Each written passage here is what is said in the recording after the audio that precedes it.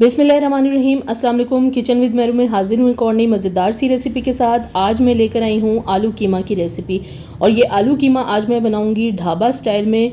बहुत ही ज़बरदस्त रेसिपी है। आसान से तरीके से आज मैं ये ढाबा स्टाइल आलू कीमा बनाने जा रही हूँ। आइए इस मज़ेदार से आलू कीमा को बनाने के लिए देखते हैं हमें किन किन चीज़ों की ज़रूरत है।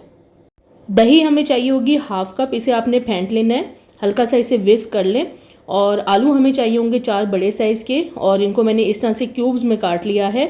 आप हस्बे ज़रूरत भी आलू डाल सकते हैं।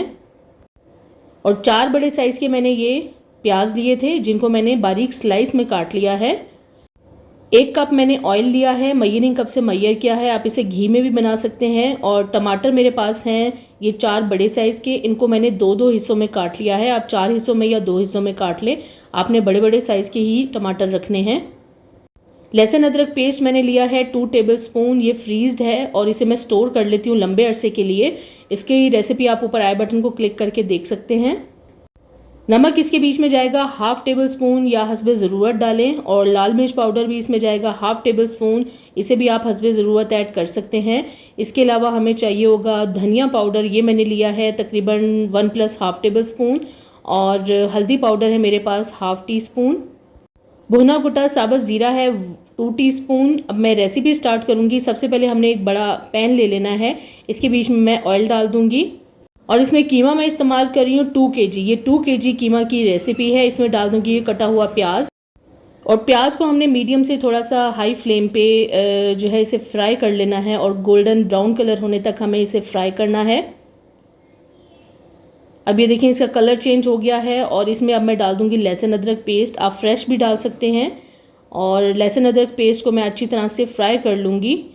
और फिर इसके बीच में हम ऐड करेंगे टमाटर। टमाटर के बड़े बड़े पीसीज ही डालें, इसका अलग टेस्ट आता है। टमाटरों को भी मैं थोड़ा सा पका लूँगी। अगर आपको बहुत ज़्यादा ये ड्राई लग रहा हो तो इसके बीच में आप बिल्कुल 1/4 कप पानी डाल सकते हैं। थोड़ा सा पानी डाल लें। और अब पानी डाल के इसे अच्छी तरह से हमने मिक्स करना है। और मिक्स करके इसे मैं कवर करके तकरीबन 2 से 3 मिनट के लिए दम कर दूंगी। इतनी देर में क्या होगा, टमाटरों का जो छिलका है वो काफ़ी सॉफ्ट हो जाएगा, आराम से उतर जाएगा और टमाटर भी सॉफ्ट हो जाएंगे। अभी देखिए टमाटर जो हैं वो काफ़ी सॉफ्ट हो चुके हैं। और इसमें बड़े बड़े टमाटर डालने का मकसद ही यही है कि टमाटर जो हैं वो अच्छे से मतलब गल जाएं। और जो बड़े पीसीस गले में होंगे उनका टेस्ट बहुत ज़बरदस्त आता है। इसमें आप पेस्ट भी डाल सकते हैं, लेकिन पेस्ट का वो टेस्ट नहीं आएगा। अब जो टमाटरों का छिलका है वो मैंने उतार लिया है। देखिए आराम से छिलका उतर रहा है। अब इसमें नमक डाल दूंगी मैं, और साथ ही लाल मिर्च पाउडर, धनिया पाउडर, ज़ीरा पाउडर, हल्दी पाउडर। इसमें नमक और मिर्च को आप हस्बे ज़रूरत डाल सकते हैं अपने टेस्ट के मुताबिक। अब इन मसालों को अच्छे से भून लेना है। थोड़ा सा इसके बीच में पानी डाल दूंगी ताकि मसाले जो हैं वो बहुत अच्छे से भुन जाएँ। और इस मसाले की हमें इतने अच्छे से बुनाई कर लेनी है कि मसाला बहुत अच्छे से मिक्स हो जाए, यानी टमाटर मिक्स हो जाए और तेल अलग होने लगे। जो टमाटरों का पानी है वो बहुत ही अच्छी तरह से खुश्क हो जाए। इसी टाइम पे हम बहुत ही ज़बरदस्त इसकी भुनाई करेंगे, तभी जो आलू कीमा है उसमें टेस्ट ज़बरदस्त आएगा। अच्छे से भुनाई करने के बाद अब इसके बीच में मैं डालूँगी ये कीमा। ये मैंने लिया है बीफ का कीमा, आप इसमें मटन का कीमा भी ले सकते हैं। ये है 2 kg, और ये 2 kg की ही मैं रेसिपी आपको बता रही हूँ।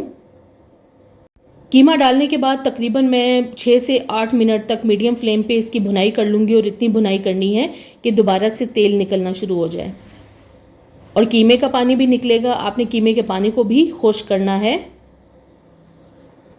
इसमें मज़ीद एक्स्ट्रा पानी अभी डालने की ज़रूरत नहीं है। अब कीमे को अच्छे से भूनने के बाद इसमें अब मैं दही ऐड कर दूँगी।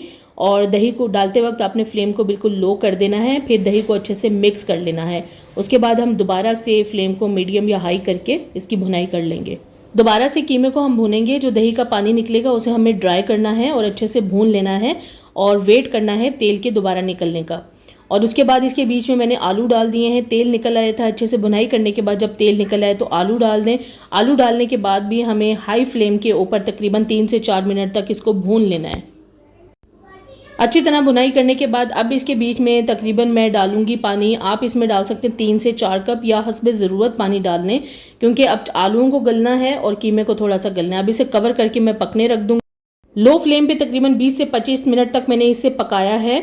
और अब मैं इसे चेक कर लूँगी। अगर आप चाहते हैं कि पानी खुश्क करना है तो आप इसमें फ्लेम को हाई करके पानी भी खुश्क कर सकते हैं और जितनी ग्रेवी इसमें रखनी है आप रख सकते हैं। अब मैं आलू चेक कर लेती हूँ। आलू बहुत अच्छी तरह से गल चुके हैं और कीमा भी बहुत अच्छे से पक चुका है। अब आखिर में इसके अंदर मैं डाल दूंगी 2 टीस्पून गरम मसाला पाउडर और 1 टेबलस्पून कसूरी मेथी। इसको हाथ की हथेली पर रख कर मसल कर फिर इसमें डालें, इससे बहुत अच्छी खुशबू आएगी। अब इसे कवर करके हमें तकरीबन रख देना है 2 से 3 मिनट के लिए सिर्फ लो फ्लेम पे दम। और 2-3 मिनट के बाद हमारा जो कीमा है वो बहुत अच्छे से रेडी हो चुका है। याद रहे कि इसमें ग्रेवी जो है वो आप अपने हिसाब से कम ज़्यादा रख सकते हैं। अब ये जो कीमा है हमारा बहुत ही ज़बरदस्त किस्म का रेडी हो गया। 3 से 4 हरी मिर्चें थी वो मैंने बारीक काट के डाल दी और बारीक लंबाई में कटा हुआ अदरक डाल दिया है। और हमारा जो ढाबा स्टाइल आलू कीमा है वो बिल्कुल रेडी है। इसे आप गरम गरम नान या रोटी के साथ सर्व कर सकते हैं। आज की इस वीडियो में आपको मैंने आलू कीमा की बहुत ही आसान सी रेसिपी बताई है।